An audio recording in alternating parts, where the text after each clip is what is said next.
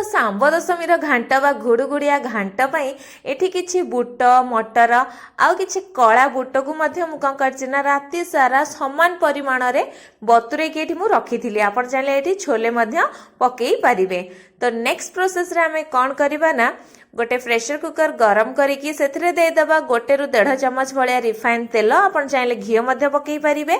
तो तेल गरम हला परे हमें सेथिरे दे दबा आधा चमच करिकी गोटा जीरा आ जीरा हल्का फुटी आसला बेलू आमे जो राति सारा बतुरे की रखिथिले मटर बुट डाली आउ आमर जो कला चना को एथिरे पकेई दबा आउ याकू 30 ରୁ 40 सेकंड पर्यंत हल्का भात रे भाजी नबा जा फल कि आर बास्नाटा बहुत ही बढ़िया आसी थाए आउ हमर तरकारी रे यार गंधटा आसेनी।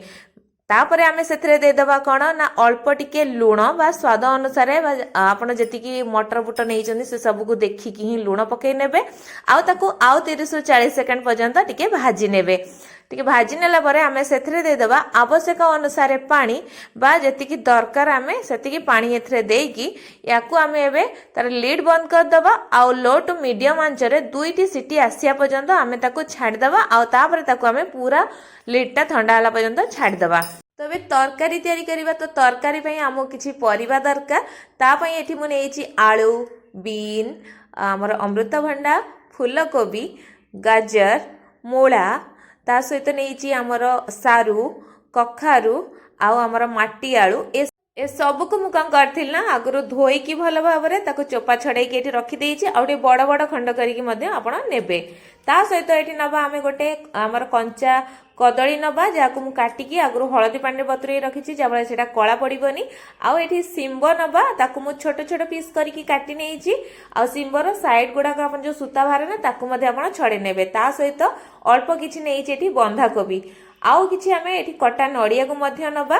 तो एबे हम गोटे मसला बे प्रिपेयर करिबा। तो मसला रे हमरो जीवो जो नडिया खंड आमे रखिथिले सेथरु अल्प नेइ जिबा। ता सहित आमे जेतु बिना प्याज रसुण रे बनेबा आमे एठी गोटे बड़ साइज रो अदा को कोन करछि ना ताको छोट छोट करिके काटि नेइ जे जा फल रे एटा बाटिया पई मध्ये हमको सुविधा हबा। आ टिके राग राग लागिया पई सेथरु गोटे कंचा लंका नेइ जी आपण आपणकर रागर परिमाण को देखिकी सेठी लंका मध्ये आपण अधिका नेइ परिबे। एबे सेथरे अल्प टिके पानी देकी ताको दरदरा ग्राइंड करके नहीं आसिया बेसी चिकन करवा दरकार नहीं या फल तार गोटे बास्ना आसी थाए तरकार रे। तो एबे आमे तरकारी आमे बनेबा तो गोटे बड़ जागा नबा जेमति कि हमको सब परिबा गुडा गोळया पई सुविधा हबो। तो सेथरे गोटे चमच आमे दे देबा तेल रिफाइन तेल नेइछि मु एठी आपण चाहे घियो नै परिबे। तो ताकू सेथरे आमे आगे फूल कोबी कोन करबा ना पकेई देबा आ हल्का टिके भाजी हे असला बेलकु सेथरे अल्प टिके हल्दी गुंड देकी ताकू आमे भाजी नवा जेमती आमे तरकारी कला बेले फूलकोबी को भाजू केना तार टिके अलगा प्रकार गंध आसे ना सेथि में ताको टिके हल्का आमे भाजी नबा। तो एबे आपण माने देखि परथिबे ए सब फूलकोबी हमर माने पूरा सिझिबनी हल्का हल्का जेमती भाजी हे जिवो ता ऊपर टिके लाल अंश आसी जिवो। एबे ए सब भलो भाबरे भाजी हे गलानी। तो आमे एबे सेत्रु सब तक आमे काढी दबा आको पूरा साइड करके एबे रखि नबा। एबे सेही जगह रे आमे दे दबा तेल 3 चमच पाखापाखि मु एठी रिफाइन तेल नेइछि। तो आपण माने देखिबे जेतिकी परिबा नेइथिबे सेतिकी हमर बा तरकारी बनिया में जेतिकी तेल दरकार आपण माने नेबे। ता सहित गोटे देसी घी मु नेइछि गोटे चमच आ ए सब गरम होला पर सेतरे आधा चमच दे दोछि जीरा आ जीरा हमर भलो भाबरे फुटी गला परे जो सब परिबा गुडी को हमको सिझिया पई टिके अधिक समय लागे सेही सब परिबा को आमे कोन करिबा ना आगे एथिरे पकेई नबा। तो सब परिबा को मु एठी पकेई देइछि खाली सिंब आ रखिछि कोन ना बंधा कोबी को मु एठी रखिछि आ सब तक परिबा को एथिरे पकेई नेइछि आ आकु कोन करिबा ना टिके गोळेई नबा बा टिके भाजी नबा जेमति कि आ ऊपर टिके हल्का हल्का रंग आसी जिवो सेही भलिया आमे 3 ରୁ 4 मिनिट आको टिके भाजी नबा जेमति कि आर गंधटा टिके पळेई जिवो।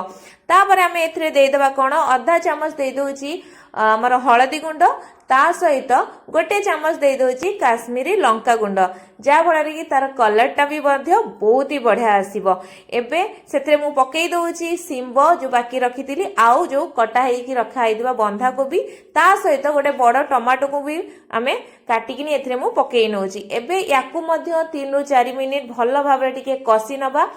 कहीं आमर जो बाकी जिनस तक आम परिया तक जो पकेले ना आ टमाटो जो पकेले से सब टिके जेमती आमर कसी होपर आम जो सिझे रखी आमर सोला बुटर मटर ये सब पकईदबा आ जो फूलकोबी को पकईले ताकू पकईकी टिके भल भाव में आम सबूतक आउ 1 ରୁ 2 मिनिट पर्यंत पकईकी टिके गोलई नबा।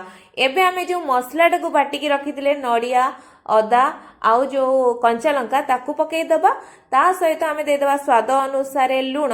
एबे ए सबू को मध्य आउ 2 मिनिट पर्यंत टिके गोलई नबा बा भाजी नबा बा कसी नबा टिके भल भाव में जेमती ए सबूर गंधटा पलई जिवो आ परिबा गुड़िक आमर हल्का हल्का जेमती टिके सिझी आसीबो। एबे ए सबू को मु भल भाव में कसी नेला परे सेथिरे देदबा आमे आवश्यक अनुसार पानी। एठी मु पानी को पूरा गरम करके नहीं आपण चाहे उषुम पानी किंबा गरम पानी एथिरे देई परिबे। सादा पानी देबेनी बा ठंडा पानी देबेनी नहले जो जेहेतु एटा आमे बिना पियाज रसुण करछु एटा पांचा टिके लागिबो। तो एबे पानी देई सारला परे आमे सेथिरे देदबा कोन ना जो कटा हेकी रखा हेतला नड़िया ताकू पकेई देबे आउ अल्प टिके बा आधा चम्मच सेथिरे दे दोछि गरम मसला आ एटा ए सब को पकेई सारला परे आमे टिके आकू गोलई नबा। ए सब को देखि पारथिबे एबे गोलई सारला परे आकू मो आधा घोड़णी दे देकी ताकू करछि 3 ରୁ 4 मिनिट मु एमती छाड़ी दोछि लो टू मीडियम आंच रे सब तक जेमती हमर सिझी जिवो। तो एठी 5 मिनिट परे मु आपण मानकू काढी की देखौछि आलू आमर जो थिला अमृतभंडा ए सबू भल भाव में सिझी जाइए माने टाण टाण परिवा सिझी जाइए माने तो तरकारी सबतक परिवा हमर सिझी गलानी।